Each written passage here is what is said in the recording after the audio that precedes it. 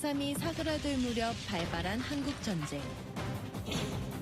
이승만 정부는 국민을 대상으로 예비 검속을 단행했는데요.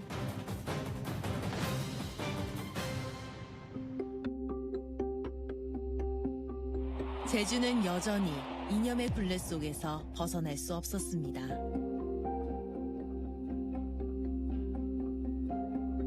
식구들끼리 앉아서 밥을 먹는데 순경 두 사람이 와서 어머니 아버지를 데리고 갔어요. 데리고 가서 뭐 이틀이 돼도 안 오고 사흘이 돼도 안 오고 해서 보니까 그 절간 창고에 가서 사람들 그렇게 많이 구금되어 있다고. 그렇게 해서 한 달쯤 되니까 창고가 비어 있어.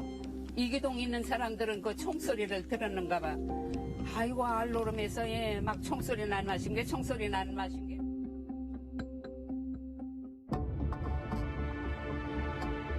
머릿수 채우기에 급급했던 무작위 검속으로 모슬포 주민 150여 명은 억울한 죽음을 맞이했습니다.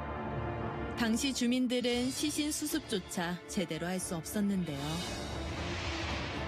서달 오름 희생자들의 넋을 위로하기 위한 곳, 그 현장을 찾아 떠나봅니다.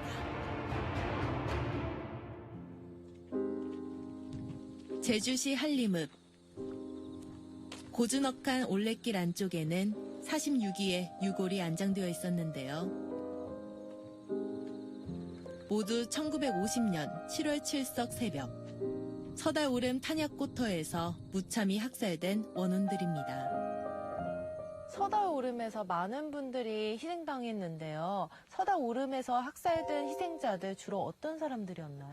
1950년 한국전쟁 직후는 이미 사삼이 거의 일단락이 된 상황이었죠. 그런데 그 이승만 정권은 어떤 그 사상의 모환자라든가 불순분자라고 이심이 될 만한 사람들, 이런 사람들을 전부 그 예비검속 대상자로 해서 이제 잡아들인 거죠. 이것 한림읍에서도 예비검속이 이루어졌는데 그 한림읍은 한림지서와 무릉지서에서 이루어졌습니다. 그래서 총 62명이 한림읍 지역에서 예비검속되어서 서달오름 학살터에서 학살되고, 그리고 6년 후에 그 학살터에서 이제 시신이 수습되어서 이쪽으로 이제 옮겨져서 이제 묘역이 이루어진 거죠. 서달 오름에서 희생된 150여 명의 무고한 주민들은 만뱅디 공동묘역, 그리고 백조 일손지지에 한데 모아 그 원혼을 달래고 있었는데요. 유족들이 시신을 수습해서 한 곳에 모시기까지 오랜 시간이 걸렸습니다. 이순희 할머니는 서달 오름에서 돌아가신 어머니의 시신을 마음대로 거둘 수 없던 그날을 아직도 기억하고 있습니다.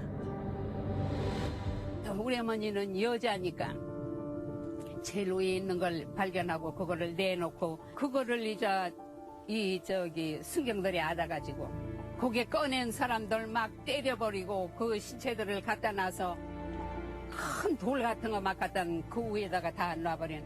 아이고 우리 가서 그치로 꺼내지 않았으면 돌이라도 안 지돌려실 건데 우리가 꺼내보난 큰 돌 같은 거 막 더 지돌려 버렸대나 막 그때 사람들 그렇게 했는데 그 시신을 왜 못 가져가게 했는지 그렇게 시신을 못 가져가게 그렇게 지켜서 가지고.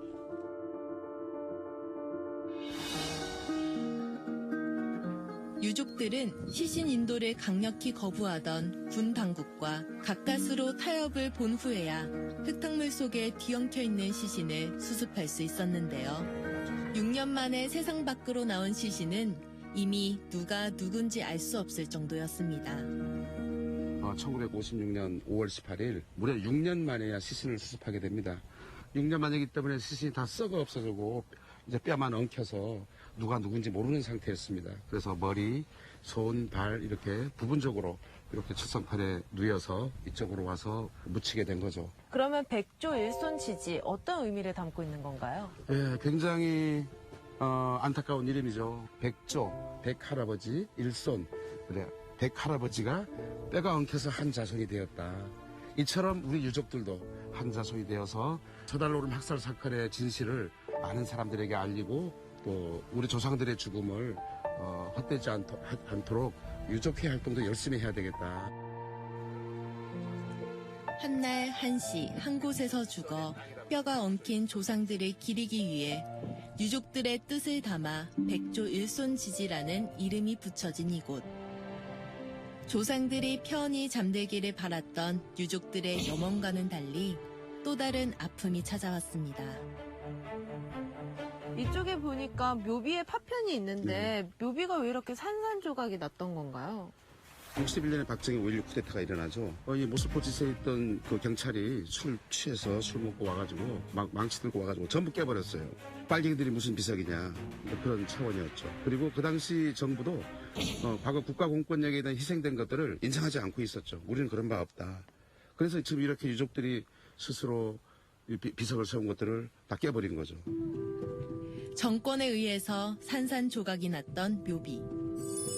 어렵게 마련한 조상들의 묘비를 지키지 못한 유족들의 슬픔은 이루 말할 수 없었습니다. 하지만 세월이 흘러 백조일손지지는 많은 이들이 기억하고 찾는 유적으로서의 역할을 하고 있습니다. 그동안 유족들이 진실을 밝히기 위해서 또 희생당한 분들을 기리기 위해서 끊임없이 노력을 했기 때문에 이렇게 백조일손지지 그리고 유령비가 이 자리에 있을 수 있었던 것 같은데요.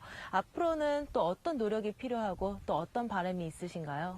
예, 백조일손 유족회는 백조일손 그 자체, 어떤 서달오름 학살의 그 억울함만 알리려고 노력한 게 아니라 4.3의 진상규명운동 과정에서 굉장히 많은 노력을 해온 유족회 중에 하나입니다.